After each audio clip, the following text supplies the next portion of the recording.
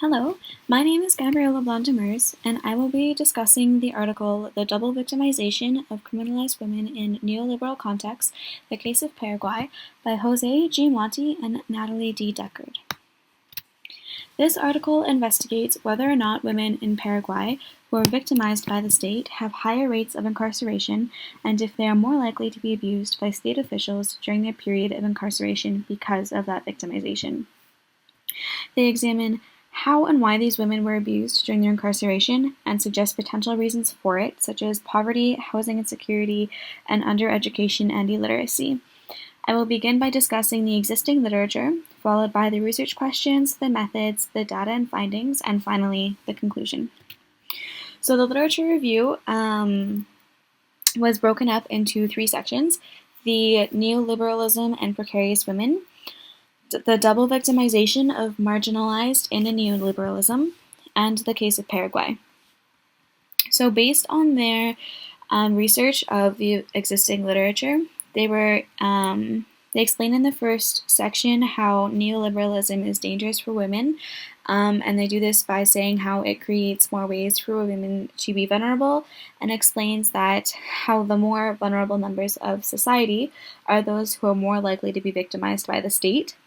They also explain how neoliberalism and the government makes women victims because of their gender, and how the patriarchal society exposes women to issues that are unknown to men, such as lack of job security, less protection at work, less benefits like healthcare benefits, and lower wages. So basically this section of the literature review discusses how women are more vulnerable and how that creates more ways for them to be exploited and abused. So that leads into the second section, which discusses double victimization. So double victimization is basically women who are criminalized by the state, victimized by the state, such as, they live in poverty. And then they commit a crime, which makes them an offender, so then they get incarcerated, and then they're victimized while they're incarcerated through abuse and other forms of mistreatment. So double victimization basically just occurs when someone is rendered vulnerable by the government, and then they are criminalized by the state, and then victimized once again when they are incarcerated. They explain how many of the women in this situation live in poverty, they are undereducated, and have been previous victims of abuse. And then how these women then commit crimes and are punished by the state, and how the state does nothing to help them. Which then leads into the third section, which discusses Paraguay. And it starts off by explaining how there's little written about Paraguay and how and about the incarceration trends, and then it discusses women in Paraguayan prisons. It also explains how many of the crimes in Paraguay are gendered, and they do this. They explain it kind of like, so if you take drug crimes, for example, drug crimes are mainly made illegal because of one umbrella law, and they say how 20% of men who commit drug crimes are incarcerated, whereas 60% of women who commit drug crimes are incarcerated, which leads to the overrepresentation of women in prison. And this section also explains prison conditions such as overcrowding, lack of food, water, and healthcare, lack of privacy, as well as sexual harassment and abuse from prison officials. So from the literature review, they were able to develop two research questions, which can be explained as the more the state victimizes women, the more likely they are to be incarcerated. So when women suffer from lack of education, they suffer from abuse and homelessness, they're more likely to go to prison. And the second research question is the more victimized women are, the more likely they are to be abused during their period of incarceration. So that basically means women are more likely to be robbed, hit or hurt, and abused by government officials during their period of incarceration if they suffered state victimization prior to their imprisonment. And like I mentioned, these questions were developed from the literature that they had read ahead of time and previous research. And so then that takes us to the methods section, where Monty and Deckard began their own investigation and collected data about state victimization and incarceration of women in Paraguay. In this case, they conducted 11 interviews, and they investigated things such as undereducation and illiteracy, maternal status, poverty, and housing insecurity. And they passed out some surveys, and those covered past and present conditions, like living conditions of incarcerated women, and included topics like their demographic background, their occupation, their level of education, and details surrounding their imprisonment. So the data that they were able to collect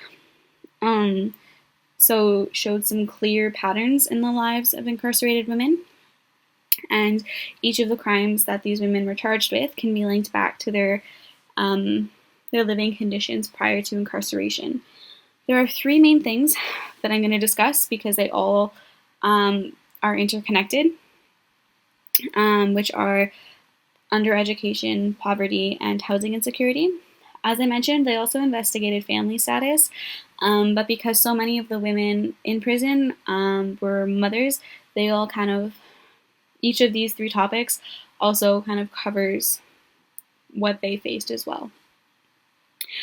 So with undereducation and illiteracy, the interviews that were conducted suggested that there are many difficulties in accessing formal education, and that as children, many of the women who are currently incarcerated helped with housework and looking after the family, but they were also sent out to beg for money, food, and things like that.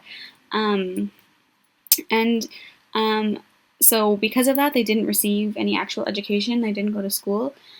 But a lot of them did say that what they did as children, so helping their mom around the house and that kind of thing, was their preparation for their life, so that in their views was their education.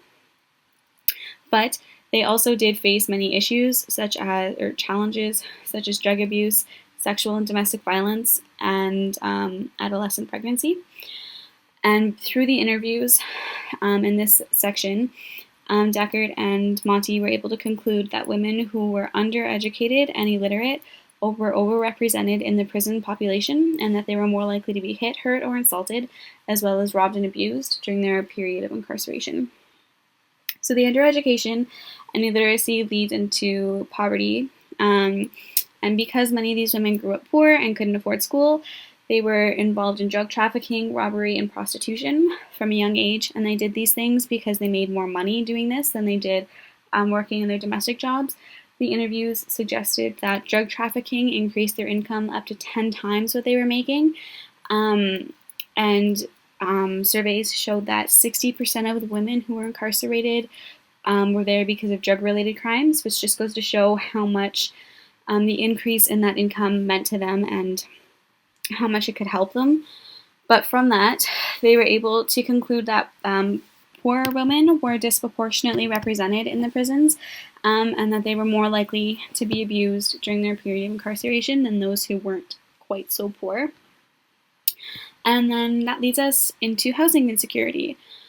And the interviews and surveys show that as children, many of the incarcerated women were working in domestic labor jobs, and they were often abused, unpaid, and exploited. And the interviews revealed that those who were homeless and lived on the streets prior to their incarceration is where their criminal activity began, mostly through drugs and violence. But also those who didn't, or who lived in homes, lived in violent neighborhoods, which exposed them to violence, but criminal behavior as well. Which also led to the conclusion that those who were homeless at the time of their incarceration were more likely to suffer from physical abuse during their period of incarceration. And they also concluded that housing insecurity is one of the biggest problems when it comes to state victimization, because housing insecurity leads to poverty, which leads to undereducation and illiteracy, and it just kind of all cycles together. I'm also going to mention one more thing, that they discuss in the article, which is violence in state custody. This was a big part of their research, so I thought it was important to include it. They showed that all of the women who were incarcerated and participated in the interviews and surveys faced some kind of psychological and physical violence at the hands of prison officials while they were incarcerated. They were abused before, during, and after the criminal justice process, so at the time of their arrest, their court appearance, and when they were in prison. And they were subject to violence, corruption, threats, and many different forms of abuse. So overall, the study was able to answer the research questions. Yes, state victimization increases the likelihood of incarceration, and yes, women who suffer from state victimization prior to their imprisonment are more likely to be abused during their incarceration. The victimization factors are what rendered women more vulnerable and makes them more likely to commit crimes so that they can support their family. So rather than turning away, researchers need to do more to address the prison problem in Paraguay. And that concludes my presentation. Thank you for listening.